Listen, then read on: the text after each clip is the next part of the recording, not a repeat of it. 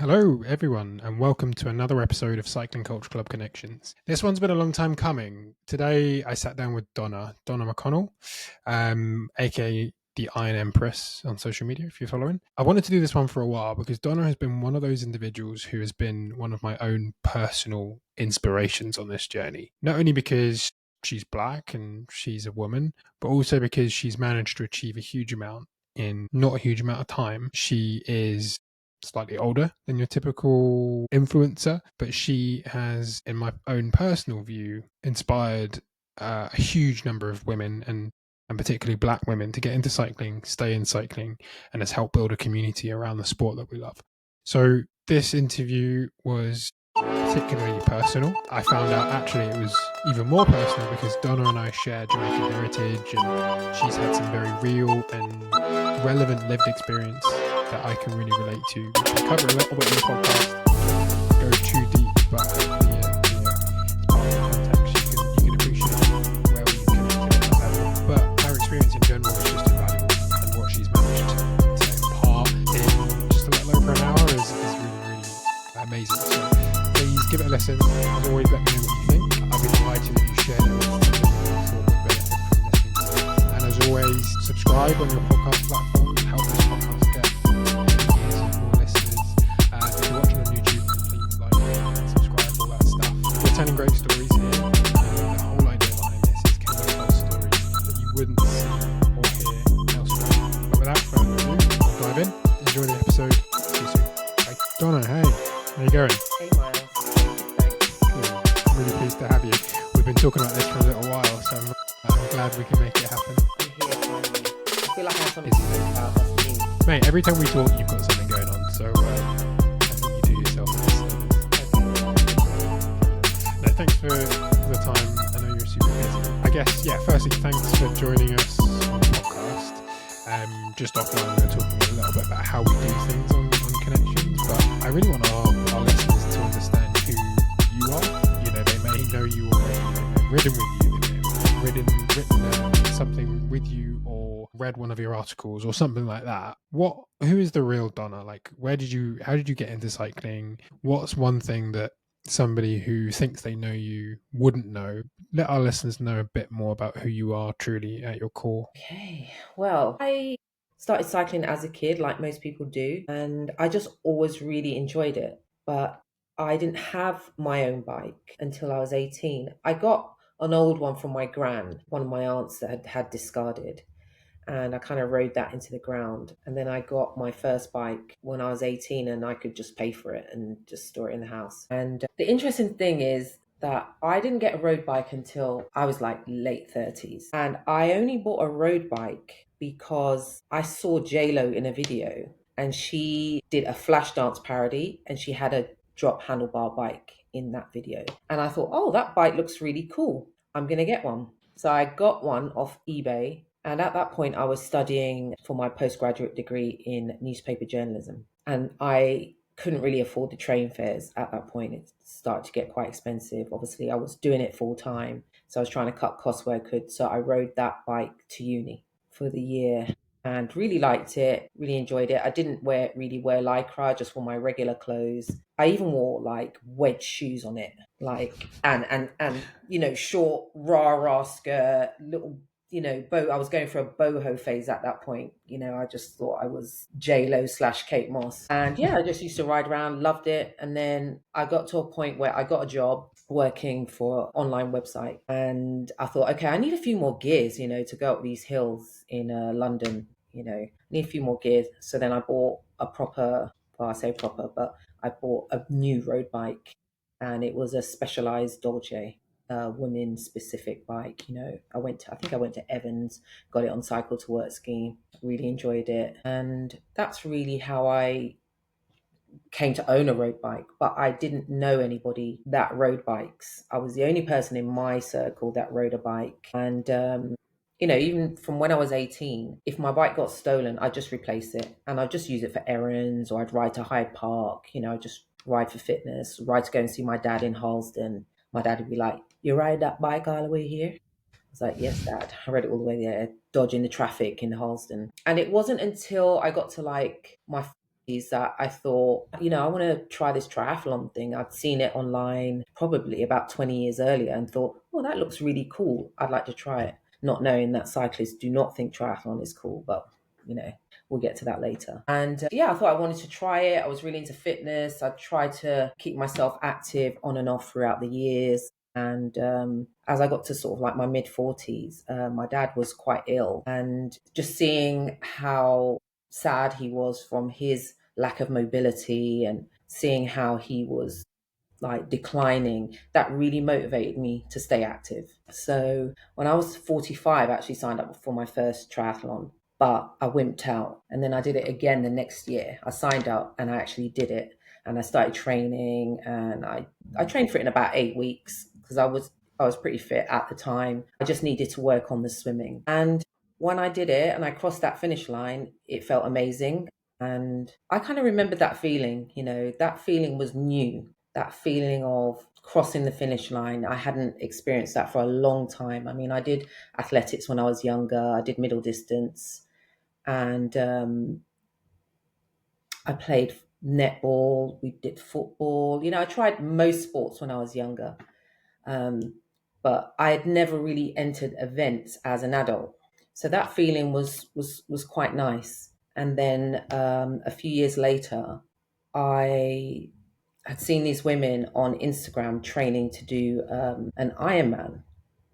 And it was a group of 10 women. I didn't know any of them, but I just was started following their journey, and they inspired me to sign up. And it's funny because I was cycling with one of them the other day, Freya, and I was reminding her that she was the one that I would message on Instagram and ask her like where she got her training plan from. She told me the name of the book and I bought the book. And then when they decided to make their community bigger, I got involved. Awesome. So, they, if I'm not mistaken, Freya and yourself, is it the Iron Women? Is 10 that right? Iron Women, yeah. Oh, yeah, nice. So, they are they still doing what they always did and supporting women through their initial triathlon journey? Absolutely, yeah. I mean, they really support women to do half Ironman distance and full distance.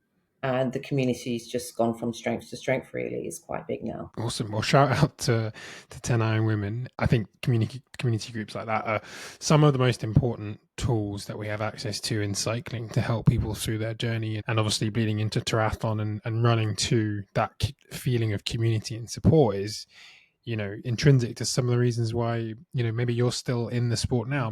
Maybe you wouldn't have been. I think it gets you further, definitely, because training for triathlon is quite intense, and it can be quite lonely if you don't have maybe people to run with and people to ride with. And I think the triathlon and training for Ironman is what brought me to cycling groups, because I knew that I needed people to ride with, to ride long with. I'd not ridden out of London at that point. At that point, I was 51. I'd never done group riding. I'd never ridden out of London. My furthest ride was 40 kilometres to Ealing and back from my house in South London. So I was looking for groups to ride with. And I was just thinking about this earlier, but I found out about BCN through somebody that I grew up with. I was at a funeral and we were talking about cycling and triathlon. And yeah, he told me about Black Cyclist Network. And I was like, oh, okay, look them up online. And that was the first group that I rode with. And I think for me, it was, I was super fortunate because at the point when I needed a group, I was able to go and access a group with people that look like me and feel quite comfortable, because I know that a lot of people, not just Black people, but a lot of people have had issues when they've joined groups, not feeling comfortable. Maybe the pace isn't great, or just, there's all these unwritten and unspoken rules in cycling, or there have been. And yeah, people just haven't found a fit easily. But I, was able to get involved with not just Black Cyclist Network, but TWR and eventually No Limit, but just a few groups that were around at the time and with that were diverse, and that was quite helpful to me. And I didn't have like a huge barrier of entry when I needed to find groups to ride with. And they introduced me to this whole cycling lifestyle, going to Regent's Park on a Saturday morning, doing like group riding, pace lines, and then doing a long ride here and there. And I just found it really exciting. And I felt like, oh my God, Like, I've been missing out on this. I've been missing out on this my whole life, and I'm just going to make the most of it. Yeah, that's really good to hear. I guess most of the individuals I've sat in front of in this podcast so far have been cycling a bit longer than you. So their experiences really differ. So when they came into the sport, there was nowhere near the level of diversity that there is now. And I think London in particular has really, really improved in that regard. And obviously, if my timing's right, by the time you started cycling, we are post George Floyd at this point, right? So there was a big boom of communities. Yeah. It was before that, because I attended the first Black Unity bike ride, and that was as a result of the George Floyd reckoning. Gotcha. And So that makes a lot of sense, because mm, then there are some groups like Black Unity Bike Ride and Tokes, and all the work that he's done that meant that you had a bit of a pathway yeah. to get in deeper. Mm.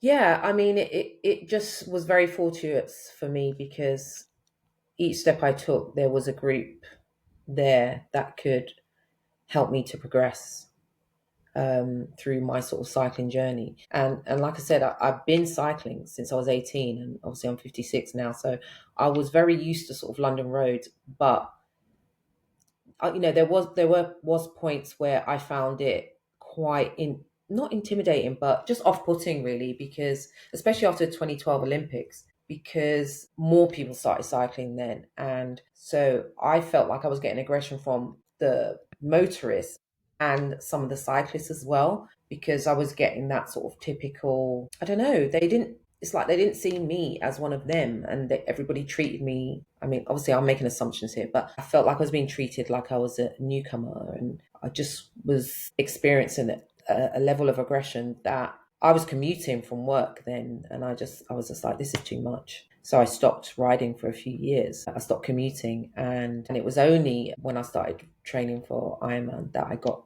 back on the bike more regularly. And when I'd been going to the groups and doing the group riding, regained my confidence to ride on the roads with other people and then by myself. That's super cool. How did you deal with it, Donna? At that time where you felt like that aggression was coming at you from all angles, and that feels like quite a hostile environment to push Mm. through. And I know you said you took some time off, but how did you reconcile that at the time? I'm a person that I can hold my own, but at the same time, it's like I don't want to be forced to hold my own. So, yeah, in the end, I guess my solution was to come off the roads, because when I'm leaving work, it was quite nice to ride home and have that sort of, even though I don't live that far from where I was working, it's like about 4 miles.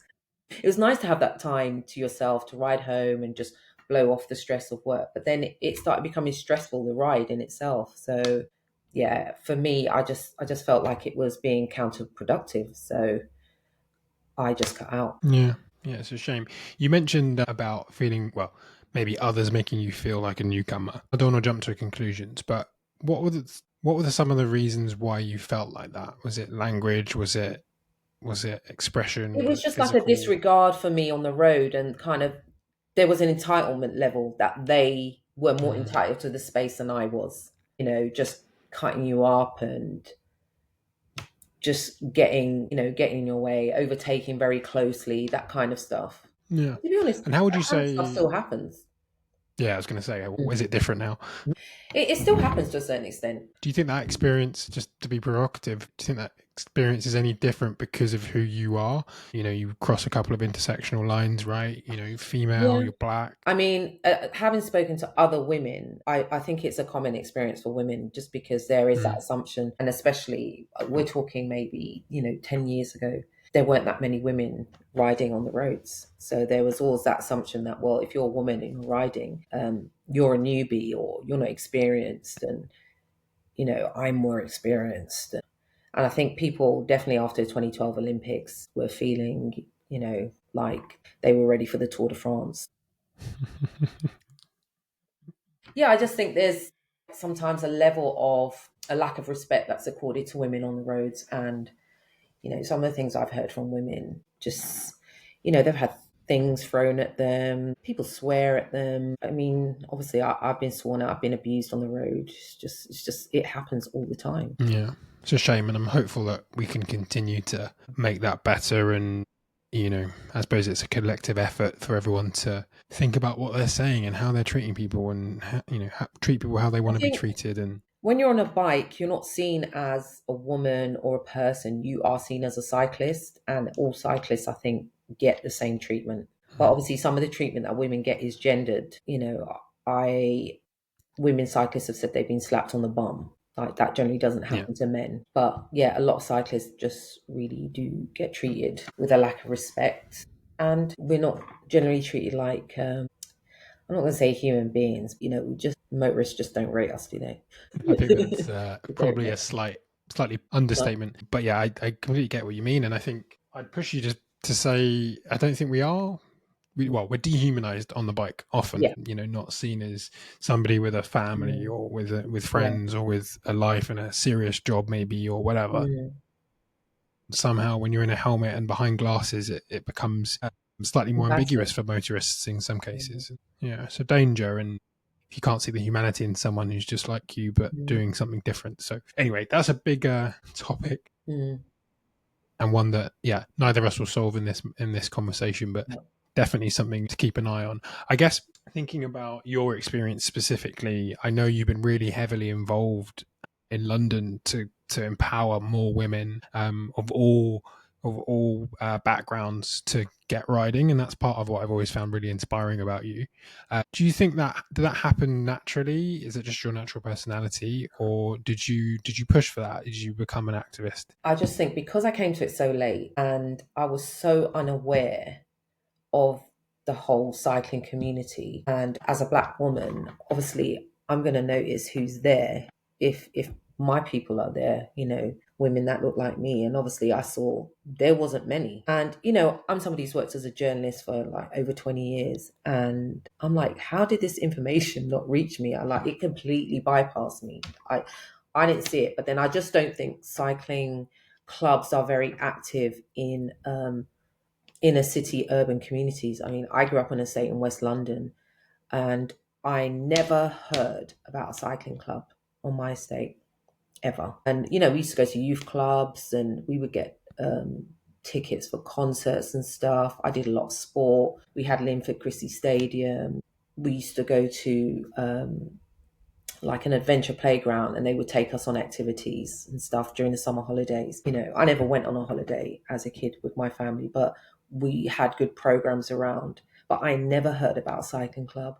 They would come to the school to teach you how to ride, to do the cycling proficiency test. But that was it. That was it. I never heard about it. So for me, it was okay. I need to talk about this. I need to share this so that other women can get involved, because this is amazing. And obviously, I want my people to know about it. And then obviously, I'm seeing within the community that there's just a lack of women in general. Women are saying they want to cycle, but they're afraid, and they're scared of the roads. So it does become a wider thing. And I would love to see just more women get involved, because it's amazing. And obviously, not just cycling, but triathlon as well. But definitely, cycling was the thing that I was really excited about, because just this whole new world had opened up to me. I mean, I didn't know people went to Regent's Park to ride in the morning. That was that was like news to me. I was amazed when I started going there, seeing how many people were there. I felt annoyed, actually. I felt like this had been kept from me. So I wanted to blow it open a bit. Yeah, I think that's a pretty common experience. I think Mm. unless you're looking, unless you're Yeah. wading through the right spaces, you don't see it. And I Mm. think it's part of what we're trying to do here is, how do you tell unconventional stories from unconventional places and hope that you can reach someone who you wouldn't otherwise reach. But Yeah. if you think about the limitations of, let's just take cycling media for the in the first instance, there aren't enough female journalists for one. There Mm. certainly aren't enough journalists from underrepresented groups. Mm. So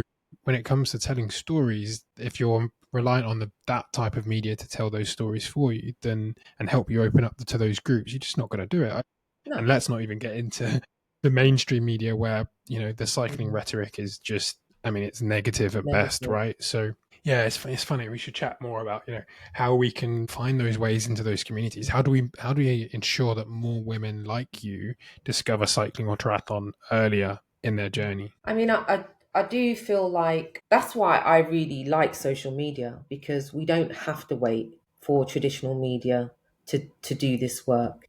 And I True. just feel like it's incumbent on people that are in the cycling community to just share what they're doing, just to be open about what they're doing.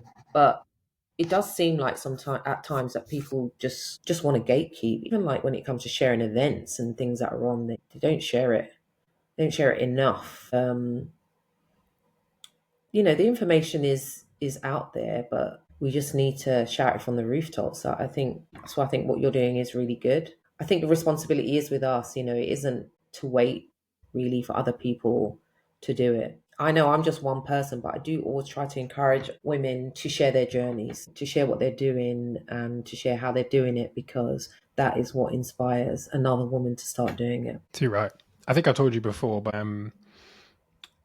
every couple of weeks I'll send one of your reels to my mum. She's a bit older than you. She must be mid 60s now. But she, a bit like you, has always used the bike as a tool, riding around London, taking me to school, riding to work. It was the Mm. cheapest way, it was convenient, your own steam, etc. And I've always had this feeling that at some point it would get into her mind that actually she could take her cycling to the next level. Pre-lockdown, I think we bought her a road bike, and she just doesn't have the confidence on the road to actually go and use it, which is it's a real shame. But I'm working on it, and at some point, I'm going to link you up, and I reckon you can break her in person. Okay, I'd like to try. Definitely. I think that is the good thing about cycling as well, is you can do it as an older person, but it really is about confidence. I don't think it's about your age. It's about confidence, and it's about having the will to be consistent, Mm. start small and be consistent. Because yeah, there are quite a few barriers to push past, getting up some of those big hills. But once you break one barrier, you can break another. And it really is just about, do you have the will to keep going? Even if you don't make it the first time. And that's what I always try to stress. Like, it's okay if you don't make it the first time. It really is. But just go again and go again until, the more you do it, the easier it gets. Yeah, totally. Do you think your experience has been any different? Again, cycling and triathlon, same question, but do you think it's been any different because you've come to it later in life? I mean, I wouldn't know. I wouldn't know how different it's been, but I do think probably some of the things that I've done, maybe I've limited myself. Like, I would have loved to have tried racing, but I do feel like, I don't know if I'm really up for that at this age now. The hip might not repair quick enough. And, maybe I just don't have that confidence that maybe I would have had, say, 20, 30 years ago to try that.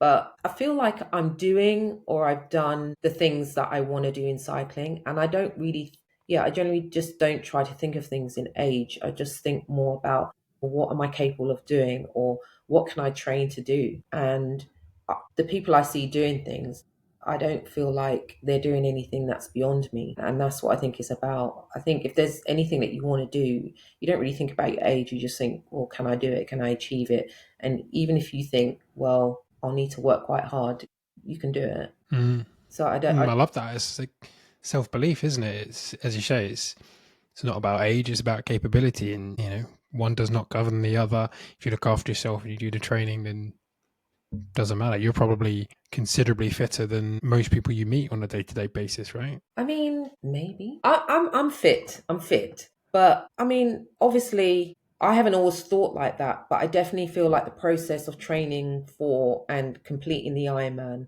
gave me that belief. Even if you don't have that belief, but if you start doing the thing, start training towards the thing, you can grow the belief. So I think that's where a lot of women sort of fail in comparison to men, is that we'll be more logical about it and talk ourselves out of it. Whereas, no, we should be more delusional like men and just go for it. I remember I Yeah. went on a snowboarding trip once, and we'd been out like the whole night before. We didn't get any sleep. And then we went on the mountain. I had a lesson, but there were these three guys. They didn't have a lesson. They'd never snowboarded before. And they got on the lift and they went to the top of the mountain. And that's what I'm talking about. Men will do that. So a woman would never do that. I'm pretty sure. there'd be like 0.0001% of women that would do that. Now, I'm not saying we should do that, but what I'm saying is we should be a bit more delusional about what we can achieve if we start working towards it. There's nothing that we can't do if we work towards it. Yeah, I think that's going to hit home with a lot of people listening, to be fair. I'm going to loop back actually because you said something pretty early on about that first triathlon that you booked, and then you quote wimped out. Yeah. Like why did you bail on that one? Yeah, I guess I just didn't believe in myself at that point. I just didn't believe I could do it. I don't think I'd started the training or anything. I think I was scared and I just thought, no, not going to do it. And you see, I'm a person that something like that will stay in my brain and gnaw away at me. So I'll have to go back and do it. I would never just not do it and then forget about it. It will stick with me because I am somebody that will set challenges for myself and want to achieve them. So, yeah, I signed up again the following year. It was something that I really wanted to do, so I just thought I'm going to try and do it. And I remember the first swimming session I did, I was like, oh God, this is so hard. How am I going to do this? I didn't even do an open water swim before I went and did the actual event. It's just typical me. And when I saw the swim course, I was like, this, it looked far. It was 750 meters, which is, as I don't think now, is far, but it looked far. Feels far. When you're in Spoken from open someone who, water, it feels far as well. yeah, it's a long way. I mean, I'm a terrible swimmer. Terrible. I could survive if the shore is like just there, but it's one of the big things that I've always wanted to work on. And I was this close to signing up to T100 for next year. And I talked myself out of it because of the swim. And also, it's really expensive. But apart from that, I was just like, can I get that swim in a place where I could just complete it? you absolutely could. You absolutely could. Needs to be more delusional. Yes. Okay. So we've done history, we've done past, we're up to Mm. present day. You've done. I know how involved you are in your communities. We'll cover it a bit, but you're really involved with chain gang cyclists, with Rafa, particularly the London crew, and I know you've been a big part of Black Unity Bike Ride since the beginning. I Let's wouldn't talk say big about. part. Sorry, I not wouldn't a big say part. You big say. part. Okay.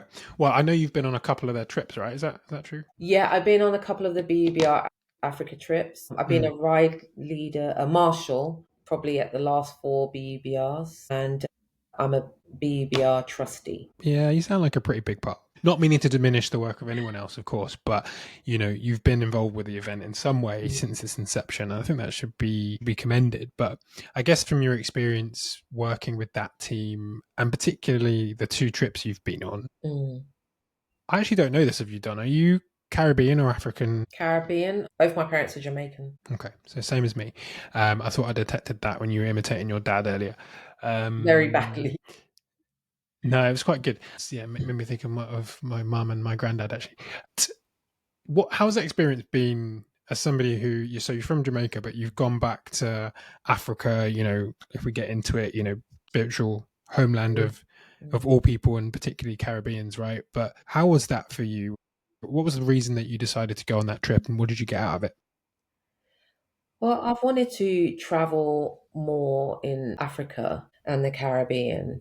I think it's just natural, when you're a person of African Caribbean heritage. And yeah, it definitely felt quite spiritual, returning to the motherland and going there, seeing how beautiful it is and meeting the people and stuff. But to be able to go with my bike and something that I'm passionate about with a big group of people, it was amazing. It was a really, really beautiful trip. And I will say that BUBR they just make it very easy for people to return and to have that connection. But definitely that first trip just felt very powerful, very powerful. And Rwanda was very, very beautiful. And I went to Cape Town, South Africa. I think, South Africa is one of the African countries that's obviously very well visited. I was keen to go there and see what it was like there. And again, it's just a very, very beautiful place. Obviously, it has its history like Rwanda does, but South African culture, the music, the people, the singing, the dance has been very present, I think, in our lives. It's not something that you're unaware of. So it was very good to go there and to see it and to experience the people. The people were very, very lovely, very welcoming, and the cycling was good. But it's just, you go to these places, like even when I went to the Caribbean, I didn't go to Jamaica until I was 35 for the first time.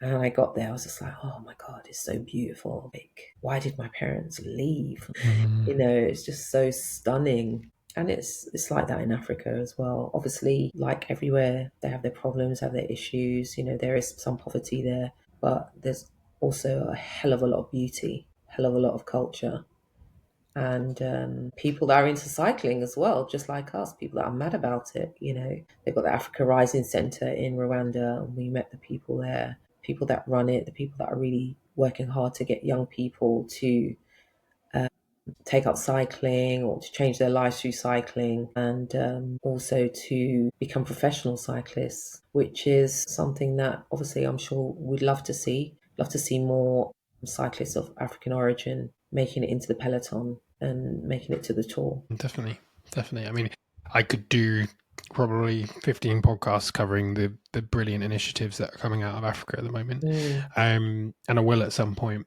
I think there's so much fascinating effort and insight and good work and good success coming out of those of mm, yeah of organizations in Africa. Just to dig into something you said, just from a personal and selfishness perspective. mm, You mentioned you didn't go to Jamaica for the first time until you were 35. I've never been either. And I think the main reason for that is both of my entire connection to Jamaica is obviously through my grandparents who came over in the Windrush generation. They didn't they didn't furnish me with like the history and the context and the insight that I would have liked to feel like I could return there and feel like I was from there. Does that make sense? yeah, but that's very Caribbean, isn't it? They're not big talkers, Too right. especially about like family matters and stuff. I mean, definitely in my family, it was the same. I had to interview my dad to get information out of him, about the family. And I remember my gran lived here until I was 11, and then she went to Florida. I didn't see her again until I was probably in my mid 30s, mid to late 30s. My daughter was 9, I think, when she came back for a funeral. And I actually did interview her, recorded her on my iPod, and I got her talking about how she raised her daughters, my mom and stuff, like really tried to get some blanks filled in. But that's a very Caribbean sort of thing. They just don't talk. But my gran was actually really good at talking about history. She was very interested in history and politics. And she did share quite a few things with me when I was younger that left a mark on me. And she used to go to New York. And when she went to New York, she brought back some books. They were like Black history books. And she gave them to me to read. I was a prolific reader when I was a kid. And she gave them to me to read. And it helped me make the connection between um, being Caribbean and being African. I made that connection when I was young and realized, oh, so this is a part of my culture that I've been separated from. Interesting. But when we were younger, I think my family financially just didn't really have the money to take us back to Jamaica. And then when I got older, I was very much focused on traveling to other places, America and wherever else I was going, especially when I was doing music as a teenager. And yeah, so I didn't end up going there until I was in my 30s. And I think definitely it was a bit late. Although I felt culturally connected to Jamaica, obviously through my family. And, when you grow up in England, but your parents are Jamaican, you're having a very different upbringing to say like a white British child. I'm going home and I'm eating curry goat and rice, or I'm eating steamed fish and dasheen and yam and all those things. And, it's reggae music 24/7. My mum had a really good music collection. And then you're going around to see all the other Jamaican families on the weekends. That was just what you did. And then I was spending a lot of time with my gran on the weekends. So I definitely felt like connected to my culture, and as a teenager being into dancehall music.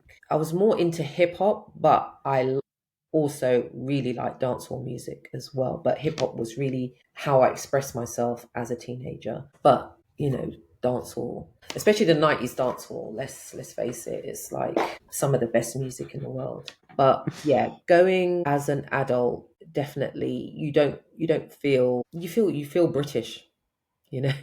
You feel, but especially as I don't really talk patois. I'm not going to go to Jamaica and talk patois to Jamaicans. I'm going to talk like my mix of Britois, a bit of British, a bit of patois, a bit of mix up. I'm just not going to go there and do that. But it is what it is, isn't it? Well, we're Yeah, part of the diaspora. We're part of the diaspora, but our roots are not just Jamaica. Our roots are Africa, but our roots are here as well.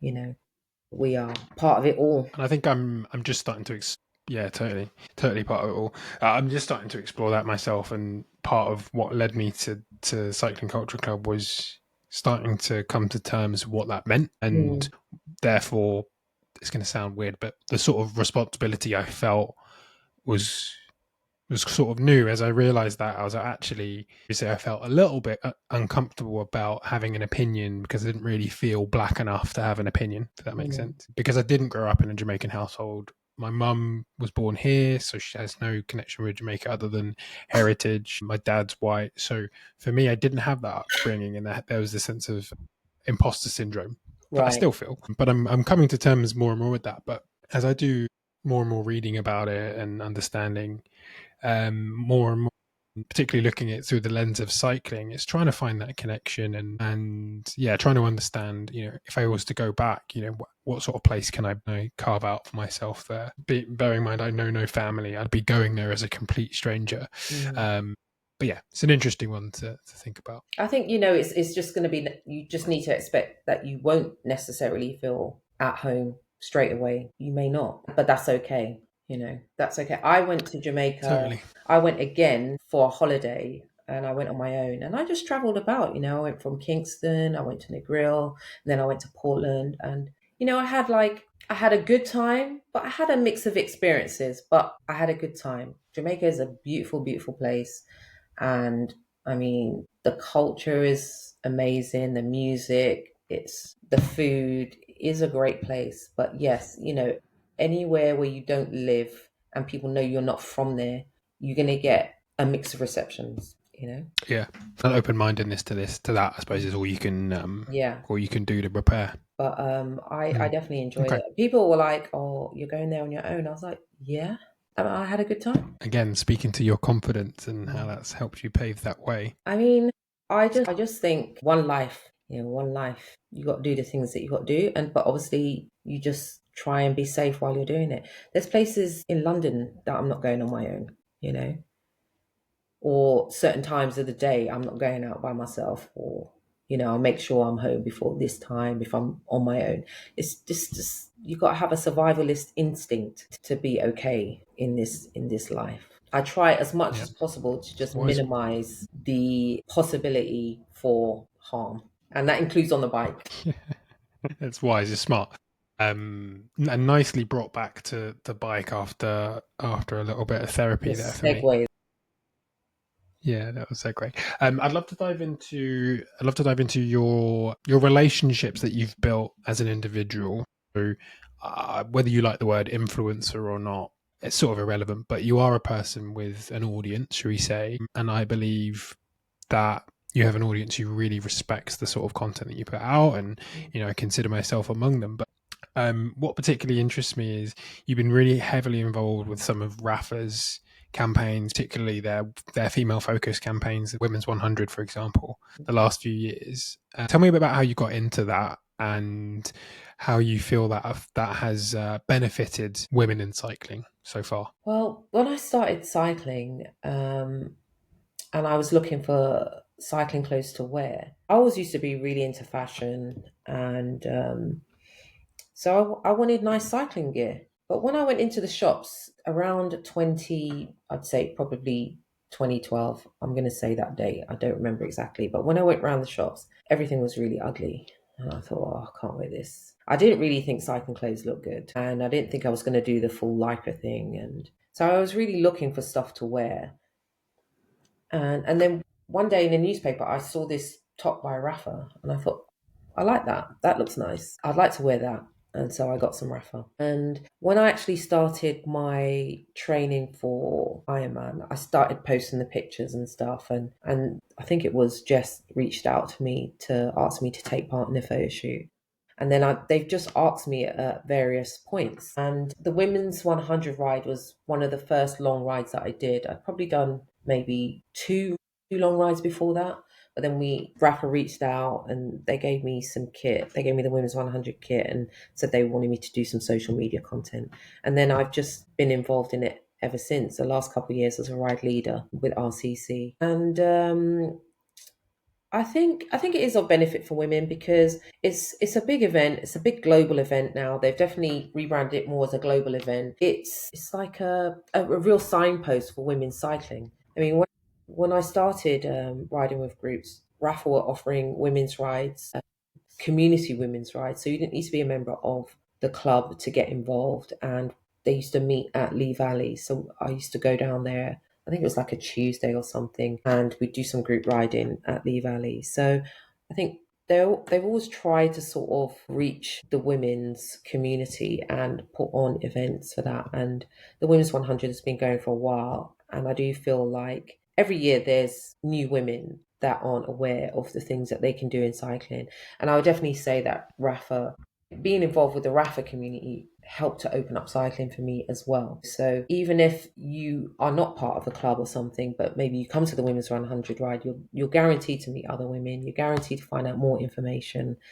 And in that respect, it's of benefit. Even if you only come to Friday laps, you'll find the community straight away. You'll meet people from other clubs, and that's the benefit of it, of doing it. I was trying to think of another ride that's like it, but there isn't one from what I know. There are other rides, but not as big as this. No, it really feels like it. Rafa and all of the ride leaders and the people involved. Jess being one of the main ones. Have carved out a really positive space for women in cycling. And yeah, every time it rolls around each year and the campaigns get bigger and bigger, it feels more and more important, which is great, which is really, really good. I was just interested from your perspective in the inner circle as a ride leader, how you see it working and I suppose what you personally got from it, which I think you sort of covered. But yeah, if there's anything else that you feel like that ride has done for you as an individual, it'd be great to hear. I mean, obviously, I've experienced it from the point of view of somebody that was new into cycling. And I just remember the feeling, of accomplishment of achieving that okay distance and doing it with a group of girls just felt really special. And, rolling up to the cafe spots. When we were out on the road, we were seeing other women in groups and everyone was waving. It really felt like we owned the road that day. And so it was very empowering. And then doing it as a ride leader, last 2 years, I've done it with groups organized under CGC. And that you'll always have somebody in the group that's really new, but you help them to achieve that same level of accomplishment, making the 100K distance and them thinking they couldn't have done it or feeling intimidated to even join the ride, but they turned up and then you help them finish it. And, it's just something that makes you feel like you're giving back to the community. And I think everybody in Rafa is really always 100% behind it and keen to make it a really, really good experience for all the women that turn up. Well, long may it continue and long may it continue to grow and spread globally. And hopefully, more and more we can see it as a tool to bring women into cycling. That'd be amazing. I think, there aren't really that many initiatives for women in cycling when you think about it. I mean, there are group rides and, different brands are putting on like laps on a weekly basis, but nothing is as big as this. I mean, I know it's only a once a year thing, but if we want to increase the numbers of women in cycling, there needs to be a bit more being done for women, especially the newcomers. That's really interesting. I'm putting you on the spot, but do you have any, I suppose, ideas of what you think people should do more of?